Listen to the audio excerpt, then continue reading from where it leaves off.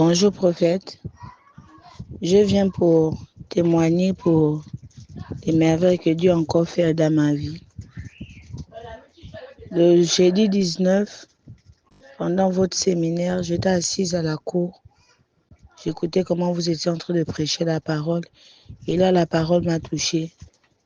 Je me suis rapprochée vers la porte puisque je ne pouvais pas monter la rangée des briques là parce que j'avais la crampe qui me bloquait jusqu'au rein. Je ne pouvais pas marcher.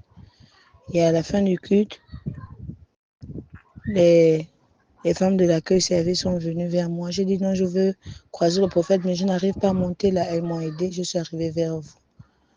Parce que j'avais déjà dépassé la date de mon accouchement de 2 semaines et 1 jour. Le prophète Morgan a prié pour moi. Il m'a demandé de soulever mon haut. J'ai soulevé. Il m'a frotté l'huile d'onction. La dame m'a massé. Ils m'ont massé le pied qui avait la crampe.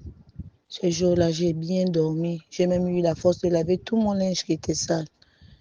Le vendredi 20, je suis allée assister au culte. Et là, le prophète, il a prophétisé qu'il y a une femme que son mari a abandonnée. Il est parti avec une autre femme, ne t'inquiète pas, ça va aller. Et là, il a appelé qu'elle est où, amenez-moi la femme enceinte là ici. Je suis allée. Le prophète m'a fait la délivrance. Ils ont prié, c'était fort. Il a annulé la césarienne parce que c'était prévu que je devais passer par césarienne. Il a prié, il a annulé, il m'a posé la question, tu vas accoucher quand? J'ai dit non, je vais accoucher jeudi et dimanche. On a terminé de me faire la délivrance. Je suis allée à la maison, j'ai bien dormi cette nuit-là. Et dans mon rêve, le prophète Morgan est venu. Il m'a donné une belle petite fille brune avec beaucoup de cheveux. Et c'est comme ça que mon bébé est né. Le vendredi, je n'ai pas pu assister au culte parce que je ne me sentais pas bien. C'est mon fils qui est allé à l'église avec la pomme puisque le prophète a demandé qu'on puisse acheter les pommes. Mon fils est allé, ils ont prié ensemble avec la pomme. Mon fils m'a amené la pomme. J'ai dit non, je vais manger la pomme demain. Le samedi matin, j'ai pris la pomme, j'ai mangé. J'ai dit Seigneur, à travers cette pomme qu'on a prié, que tout ce qui est bloqué se débloque. Dès que j'ai terminé de manger la pomme, à l'instant même, j'ai commencé à avoir mal au ventre. Je suis allée voir ma soeur à la cuisine. J'ai dit, Jenny, j'ai un peu mal au ventre. Elle me dit, non, n'écris pas, va t'allonger. Je suis restée là. Nous sommes allés voir ma tante parce qu'on n'avait pas l'argent du taxi. L'argent est venu. J'étais là, j'ai ressenti encore la douleur. C'était comme si que j'avais des contractions debout. Quand on m'a demandé d'aller me laver, je suis allée me laver. Quand je me suis accoupée, j'ai ressenti quelque chose. Je me suis dit que c'était la tête de l'enfant, c'était la poche d'eau qui était déjà là. Ma poche d'eau s'est éclatée à la maison. Mais dans la normalité des choses, quand une femme, la poche d'eau s'éclate, après 30 ou 45 minutes, j'accouche. Mais moi, ma poche d'eau s'est éclatée à 10 heures. J'ai accouché à 16h06. Et arrivé à l'hôpital là-bas, j'ai trouvé un envoyé du diable. Il y avait une sage-femme qui était là pour me persécuter, me traumatiser. Mais je n'avais pas peur parce que j'avais mon âme avec moi, la prière. Je savais que l'homme de Dieu avait déjà prié pour moi, tout allait bien se passer. Je ne devais pas passer par césarienne, je devais bien accoucher. Elle m'a persécutée. Elle me disait même que non, si je m'amuse là, on va me prendre, on va me mettre où on met les morts là-bas. Mais tout ça, je ne mettais pas le cœur, je faisais que prier. Et là, ma tension n'est même pas montée, ma tension était toujours stable.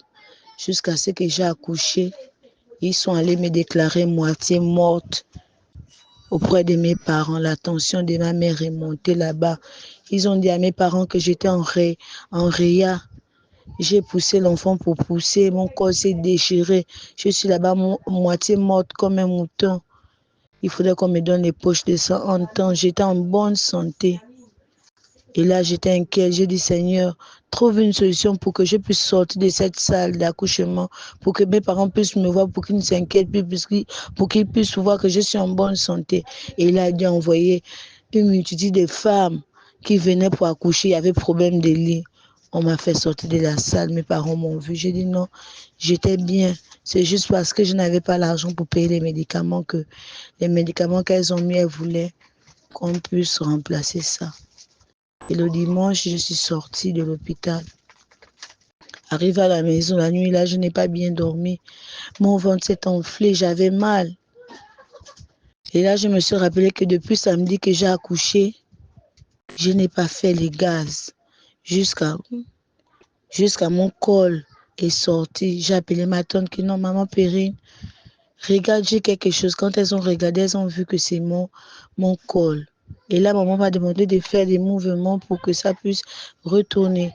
Mais après, j'ai fait un gaz comme une femme qui vient à peine d'accoucher par césarienne.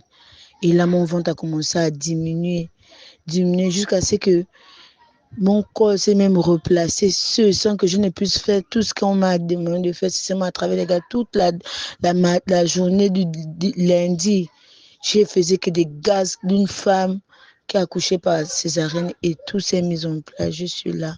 Je remercie vraiment Dieu pour la grâce qu'il a encore fait dans ma vie. Parce que je ne sais pas, peut-être que je devais passer par césarienne ou peut-être que je devais perdre l'enfant, mais Dieu n'a pas permis. En fait, il a fait une césarienne depuis le ciel là-bas et moi, je pouvais vivre seulement les séquelles de la césarienne. Vraiment, je remercie Dieu. Je remercie encore le prophète Morgan.